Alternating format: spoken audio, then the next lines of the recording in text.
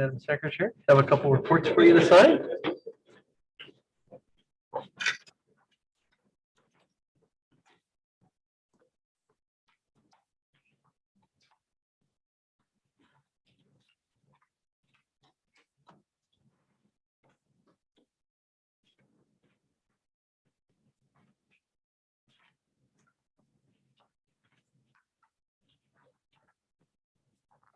Good afternoon and welcome to the July crop production and WASDE briefings.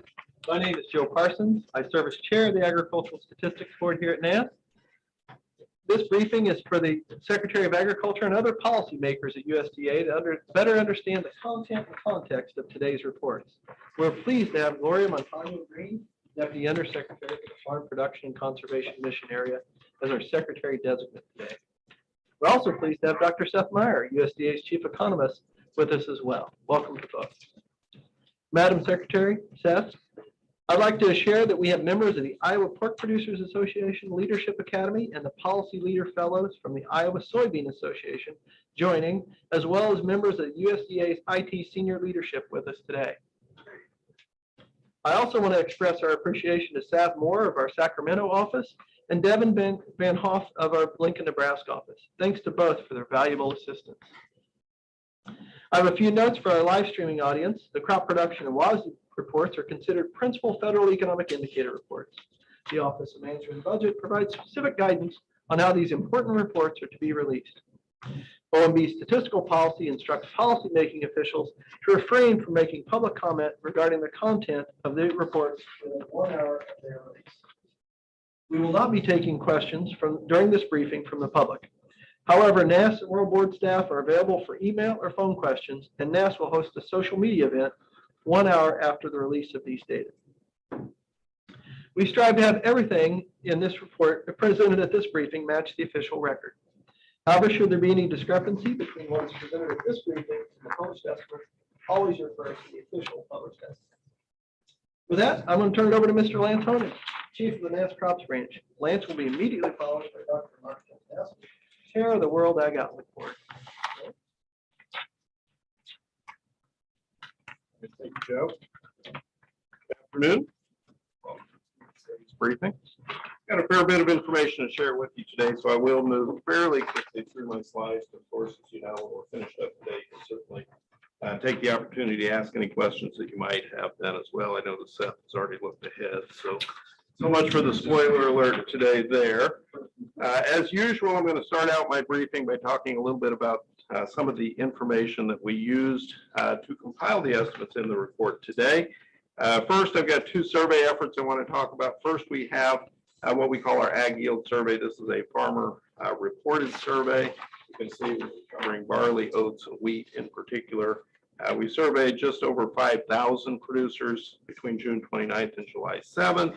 Essentially asking them to report their expected yields, or at this point in the season, in many cases, actual reported yields, as harvest is progressing through parts of the country pretty rapidly right now.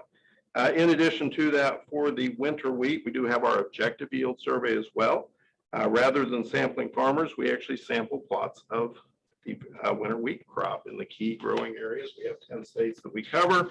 You can see 1,155 total samples. We lay out 2 units per sample, so we've got double that number of plots that we lay out. We send trained enumerators to those locations month after month. They take counts, measurements, and as the crop reaches maturity, they actually harvest portions of those plots to send off to our lab in St. Louis for our own yield analysis. You can see those plots were visited between June 24th and July the 1st. In addition to the survey work specifically for the Florida citrus crop, you can see we were relying primarily on the administrative data this month, since harvest is basically complete in Florida for the citrus crop. So we were looking at that data from the Florida Citrus Administrative Committee, which is essentially data on quantity of fruits unpacked or processed, which is, of course, a very good indication of what was produced for those various crops down in Florida. Just a quick look here. The first map I have for you just shows the sample sizes by state for that farmer reported survey or ag yield survey that we conducted in preparing for those small grain estimates in particular, and you can see the darker color indicating the states with the larger sample sizes, and you'll see those in states where you would expect that, since we're focusing primarily on winter wheat, barley, and oats this month with that survey. I'm going to start things off with winter wheat. So just to give you a little bit of background on what's happening with the crop this season, I've got a couple of slides with information from our weekly crop progress and condition report. First here, you can see the percent of the winter wheat crop that was rated good to excellent week by week, not only for this season, but for the previous 5 seasons as well.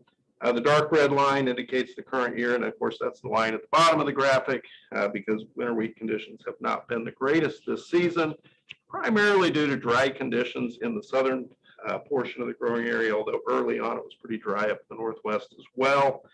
But generally speaking, you can see conditions staying pretty steady throughout the season. And then the second piece of information I wanted to share relative to the crop is progress. And here you can see the percent of the crop harvested by week. Again, showing the dark red line for the current season. And here you can see that red line pretty much right in the middle. So generally speaking, we're running pretty close to average on harvest progress as of this past Sunday. 63% of the crop was harvested. That compares to 57% last year, 61% on average. And so obviously we're past the halfway point. So we're getting a pretty good look at yields this month. With that in mind, let's go ahead and take a look at the numbers for winter wheat. You can see planted area, 34 million acres. That's no change from what we just published in the acreage report, but it is up 1.1% from what was planted last year. Harvested area, just over 25 million acres. Again, no change from what we published in the acreage report at the end of June, but I would point out that in the acreage report, we did adjust the harvested area up 503,000 acres from what we had carried in the June crop production report. I point that out because as you look across the rest of the table here, you'll see that we're now forecasting yield at 48 bushels per acre, which is down 0.4% or 0.2 bushel from last month's forecast. But when you look at production, you can see the 1.2 billion bushel forecast is up 1.6% from last month's crop production report, but that increased acreage that we adjusted in the June report, accounting for that increase in production. And so it gets a little bit confusing if we don't talk our way through that. But again, bottom line is 1.2 billion bushel now forecast to be produced this season, up 1.6% from a month earlier, 6% below what was produced last season. If we take a closer look at the yields over the last 30 seasons, you can see the trend line plotted in there. Those lower condition ratings that I talked about, some of the dry conditions, leading to the third consecutive year of declining yields. And in fact, you can see on the chart, that's the first year that we've been below trend since 2018. Next, we'll take a look at the winter wheat yield forecasts by state. And first here, we'll take a look at how they compare with the previous month. The way this map is laid out, the top number is the current yield forecast for that state. The lower number is the percent change from last month's forecast. All the states that are colored in any shade of blue are increasing from last month. Any shade of red are decreasing. Of course, the darker the color or deeper the color, the larger the change. Anytime you see a pound sign next to a number, it indicates a record high, and we are in fact forecasting record high yields for Illinois, Maryland, and North Dakota this season. You can see a couple of fairly big changes in both directions here. Texas, of course, one of our larger states, you can see down 12.9%. That's a fairly significant change there. Missouri down fairly sharply, Nebraska as well. A couple of things I will point out there. First of all, as I mentioned earlier, well into harvest now. So we're actually picking up largely harvest results here, in particular in Texas. Texas, roughly 97% complete harvest. Missouri, 98% harvested. Nebraska, about a third of the way through harvest, but no harvest underway a month ago. So as we start to incorporate some of the actual harvest results, finding things not quite as great as what farmers had anticipated earlier. Conversely, you can see some pretty large increases in the Dakotas, just great wheat crops in those two states. You're going to see that as we move through the spring and Durum Wheat slides here in just a bit as well. I did also include this next slide. This is a map also showing the yield forecast by state, but here we're showing a comparison to the previous year. Because I think this is pretty interesting with what's happening this season. You can see a lot of dark red from Nebraska down through Texas, indicating pretty large drops in yield from a year ago. And again, really, this is where we talk about those dry conditions and in some cases, a lot of heat this season. But conversely, you see a lot of dark blue up in the northern plains, extending out to the PNW as well. Big increases there. That's really more of a story of a rebound from really bad conditions last season. But again, bottom line, this is kind of the most interesting story, I think, with winter wheat this year when we look at yields, is the big difference between the two different portions of the country and what's happening there. This next slide just gives you a quick look at the winter wheat production and how it compares over recent seasons. You can see the 1.2 billion bushel forecast, really pretty much in line with what we've seen in recent seasons. The next couple of slides highlight some information from our winter wheat objective yield survey. First, here you can see this graphic showing you the percent of samples that were processed in the lab. In other words, we were able to actually harvest portions of those plots, send them off to the lab. You can see for the month of July, 64% of those samples were processed in the lab, equal to what we processed the last two seasons for the July report. And of course, that's indicating we've got pretty complete information from that survey feeding into the process as well. This next graphic highlights the number of heads per square foot that we measured from the objective yield survey for that 10-state region. That's what's indicated with those blue vertical bars. And then we've went ahead and taken the published estimate for the combined 10-state region, indicated that with the red dot. And so when you look at this graphic, you can see that this season we're looking at the lowest number of heads per square foot since 2018. You can also see, looking at the two bars for 2022, not much change in the number of heads between last month and this month, but you can see that drop in the red dot. Overall, nationally, not a big change in the yield this month, but in these 10 states in particular, you can see a bit of a drop in the yield in that part of the country, but it was offset by states falling outside of those 10 in other areas. Overall, for that 10-state region, 41.3 bushels per acre is our forecast. Next, we'll take a quick look at the winter wheat production by class. Here you can see we're looking at a modest change for the hard red winter compared to last month, up about 0.6% on the production there, but down 21.9% from what was produced last year. But again, looking primarily at the plains states really driving that, and in particular, the southern plains having a big total there. That's where we saw, I can see, actually up 4.9% from last month, 4.1% more than was produced last year. Of course, a lot of that's all to the east. We saw a lot more increasing yields there on previous slides than the white winter up in the northwest. You can see down slightly from last month, but the big increase year over year with those greatly improved yields this season. Next, we'll take a quick look at the winter wheat production forecast and how it compares with the published expectations. What we see here, each of those blue dots represents an individual industry member's published expectation of what the winter wheat production forecast would be today. The red block represents the NASS forecast. You can see up a little bit toward the top end of that range, but certainly falling within the range of expectations. So it shouldn't be too terribly big a surprise today, I don't think.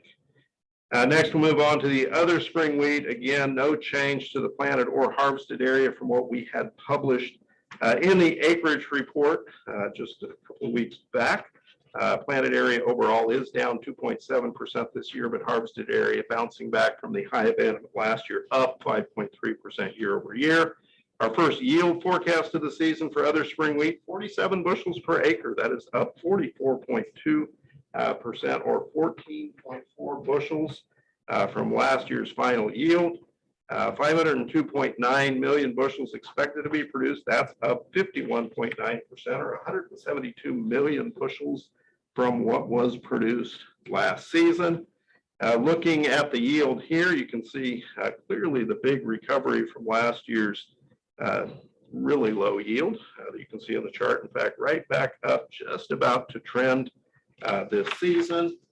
Looking at the other spring wheat yields by state and how they compare with last year, you can see nothing but dark blue across the growing area, indicating large changes there, as I've talked about before, really a recovery from poor conditions last year, but also very good yields, in particular in the Dakotas.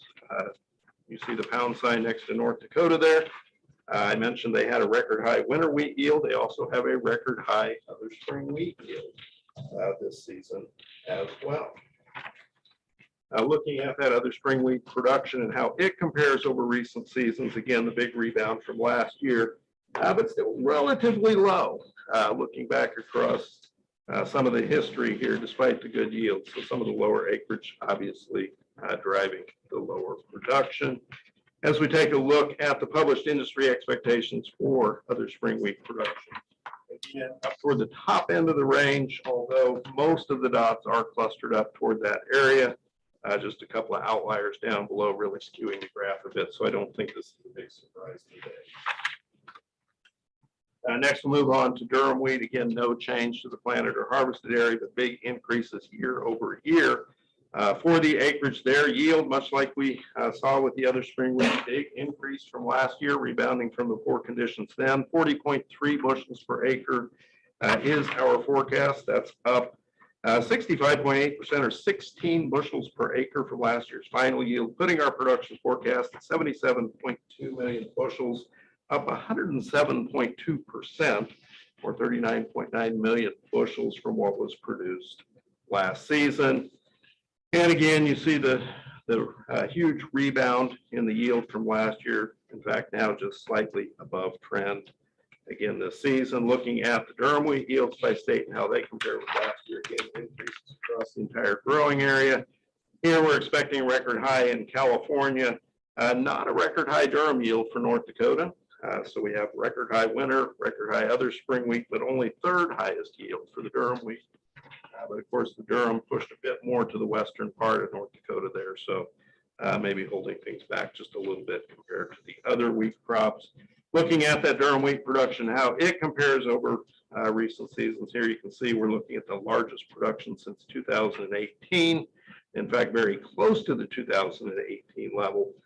So basically second largest since 2016. And as we take a look at how that compares with the published expectations, again, up towards the higher end of the range, but certainly falling pretty close to a cluster of dots in that same area. I mentioned some of the other crops we include in the report today, both barley and oats, of course, kind of the same story year over year that we've seen with the various wheat crops. Really a recovery from last year, no change to planted or harvested area on the barley. Big increases year over year. You can see the big increase in yield, up 20.9% from last year's final yield, putting production there at 174.9 million bushels, nearly 49% above last year. No change again on the acreage for oats from the previous estimate. But we are expecting a pretty big increase in harvested area there. Yield 66.1 bushels per acre. That's up 7.8% year over year. So overall production for oats expected to be up 32.1% from last season. We also have our first production forecast for the flue-cured tobacco. You can see there yield expected to be down 12.2%. With just a slight increase in harvested area this year. That puts our production forecast down 11.1% from what was actually produced last season. And if realized, that will be the second lowest flue-cured tobacco production on record. North Carolina, our big producer there, in fact, they account for about 80% of the flue-cured tobacco in the U.S. Also included in the report today, we have forecasts for almonds and apricots. Of course, it's our second forecast of the season for the almond crop.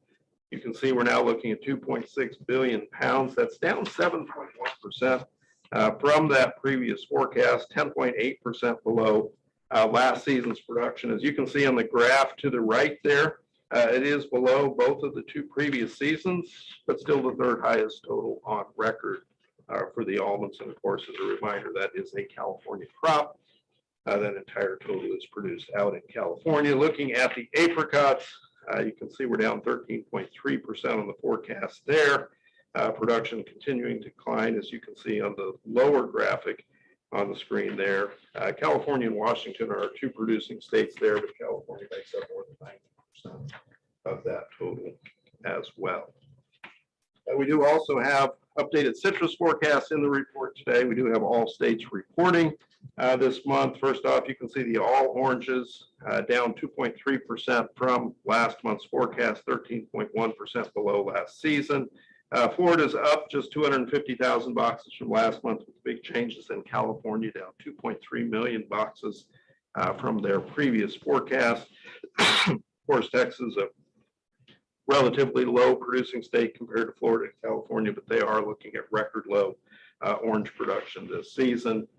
Breaking it down by the non-Valencia and Valencia, you can see compared to last month, the non-Valencia is down 4.8%, Valencia is up 2.5%.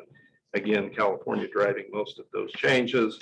Grapefruit, 370,000 tons now expected to be produced. That's down 3.6%.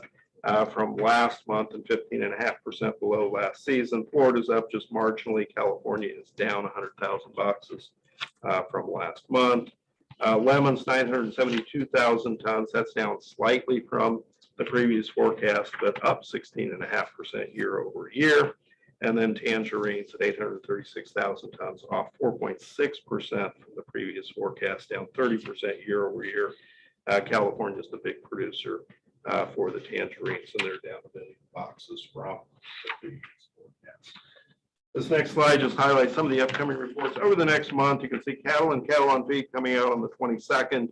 At the end of the month there, ag prices and farm production expenditures.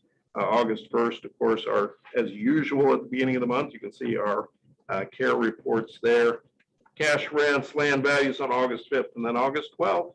That'll be a big one for us here as the next crop production report will roll out the first forecast of the season for the row crops, including soybeans and cotton.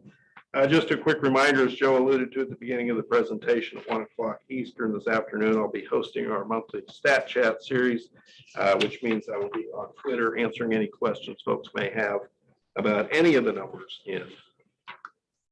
That's the last slide that I have for you. I'm going to turn it over to Mark, and then questions later on. We'll be here to.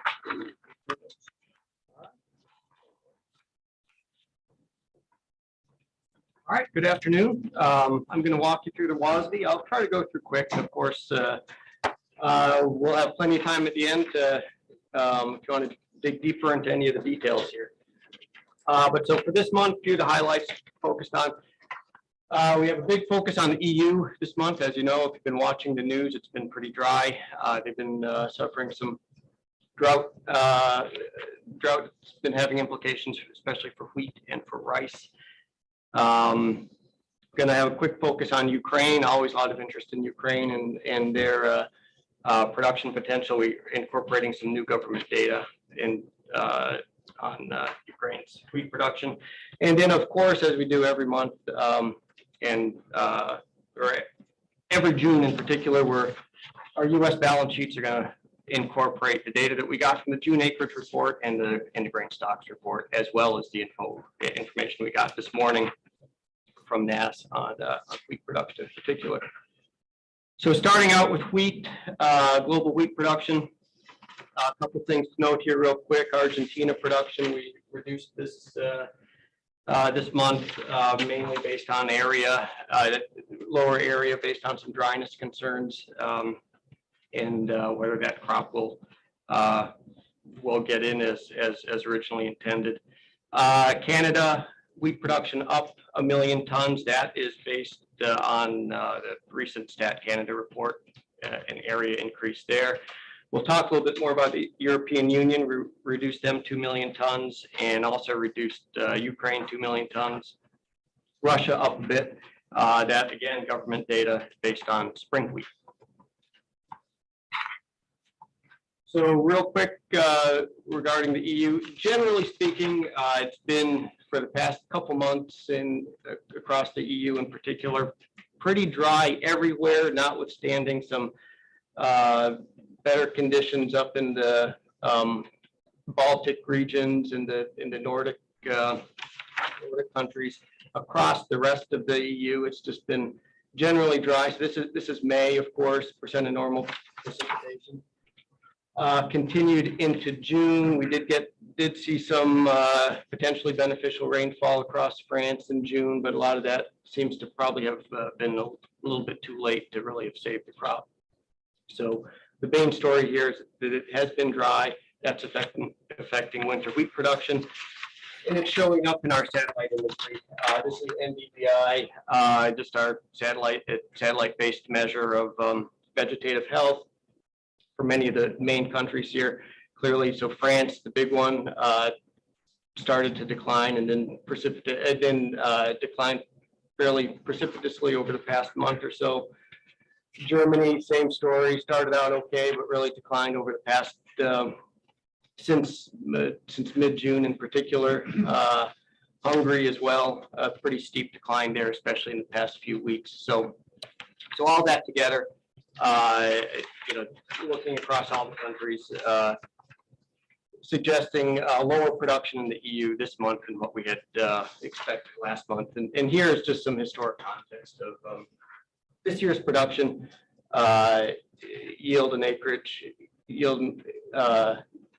production and yield relative to previous years time series. So as you can see, down quite a bit, but certainly not historically low by any stretch. Now Ukraine, I got a few slides to show you on Ukraine. Main thing to report here, I think, as you know, the government is reporting data, and we're using that data in our balance sheets. Clearly, a lot of the war continues, the conflict continues, and regions in conflict certainly complicate the outlook and the ability to have good data. But nevertheless, we do know that the harvest is underway, just really starting out, just beginning. Looking like it's starting pretty slow, but still, it's happening and it's still within the range, below the 5-year average, but certainly within the range of what we would consider normal progress for this time of the year. And we also know, just from looking at satellite imagery, as we like to do for Ukraine, field work is happening, harvesting is continuing across, can look at several different oblasts and see indeed the combines out in the field, collecting the wheat. So harvest is happening. Now, notwithstanding, of course, there are areas where we can see where the war or the conflict is having a serious impact on the ability to get work done. So here's just, sorry, I don't know what that was. So here's just a picture of some areas where fields were burned and there's bomb craters and really not a lot of work happening here. So all this to say, this month we reduced Ukraine's production 2 million tons from last month. Production year over year would be down about 40%. And again, this is all based on an area reduction based on government data reported by the government of Ukraine. So world supply and use, we talked about production already. Feed use down a bit. Part of that is lower residual in Ukraine as we get a better handle on Ukraine's ability to export and what their production level will be. Feed use also down in the EU, of course, reflecting those tighter supplies. Trade up a bit. That mainly reflects higher exports from the US and Canada, offset by lower exports from the EU, given those tighter supplies there. So let's talk about the U.S. balance sheet real quick. For the old crop year, we're really just finalizing some chewing up based on some, finalizing the trade data, and of course also incorporating the June 1 stocks report, so to true up the ending stocks forecast for the old crop. And then focusing on the new crop, of course, we incorporated the new NASA information from this morning into the production side. So that reflects our little bit higher supplies, both higher carrying stocks and higher production this month. Imports, we pulled back 10 million bushels. That's split evenly, 5 million for durum, 5 million for hard red spring. And exports up a bit, reflecting larger U.S. crop than we had been anticipating, and more competitive prices, tighter supplies out of the EU as well. Stocks up a little bit, and as you can see, we also pulled our season average price down by a quarter. Let's jump into rice real quick. You see foreign world production down in both U.S. and foreign production. This foreign production, you'll see no country is listed there accounting for that, but that is all the EU. So we're going to talk a little bit about that. Lowest EU rice production since 1995-96. And just as a quick review, since we don't often cover EU rice in lockup, key areas where rice is grown, mainly Spain and Italy. Italy, of course, accounting for the majority of it, and then also some production out in Greece, over in Greece. And if you've been watching the news, you know that Italy has been absolutely mired in drought. A lot of pictures out there of dry riverbeds and just high temperatures and not much rainfall. So this part of the world is really struggling with dry weather. Percent of normal rainfall really shows up there as well. And you're looking at, in the main rice producing regions of Spain and Italy, less than 25% of normal. Now, pretty good conditions in Greece, but that's a relatively small, accounts for a small share of the total. So our real focus is on Italy and Spain. And there, as you can see, we pulled rice yields and production down pretty substantially this month, based on those dry conditions and also hot temperatures, high nighttime temperatures. That crop is really struggling despite being irrigated. So just some historic context here for what the size of this year's crop would look like relative to previous years. Global rice balance sheet. Not a whole lot of changes to talk about this month. On the old crop side, increased our trade forecast 1.2 million tons. That is reflecting higher exports primarily from India and Pakistan. India has been consistently exceeding expectations in terms of their rice exports. That continues again this month. Total use for the new crop year down a bit this month, but at 518.6 million tons, that is still a record. And trade forecast for the new crop year up a little bit, again, 400,000 tons. That is mainly increased exports out of Pakistan and Cambodia. And stocks tightening up a bit, and for the new crop year, those would be now at a 3-year low. So U.S. balance sheet for rice. Couple things to talk about on the old crop. Old crop year still being marketed. Increased our import forecast again, 3 million hundredweight this month. Again, driven largely by high volume of Asian aromatic long grain rice there, and also some Indian medium grain rice that came into Puerto Rico. Export forecast down a bit. We continue not to be highly competitive, especially in the Western Hemisphere. So when you get higher imports and lower exports, end up with higher ending stocks, as you can see, and that means a little bit higher carrying stocks into the new year as well. Now harvested area, so production for the new crop year, of course, we incorporated the area from the June acreage report. And if you recall that this is mainly driven by a reduction in California, lowest California acreage since 1958. So that is driving that, lower all rice production. So production carries through. Imports up for the new crop year. Again, we raised those 5 million hundredweight this month. That would be a new record level of imports. And that again partly reflects a tight medium and short grain supplies in California. So expect you to see more imports from Australia, for example, where they've had a really good year based on improved weather. With those increased imports, we also increased domestic use.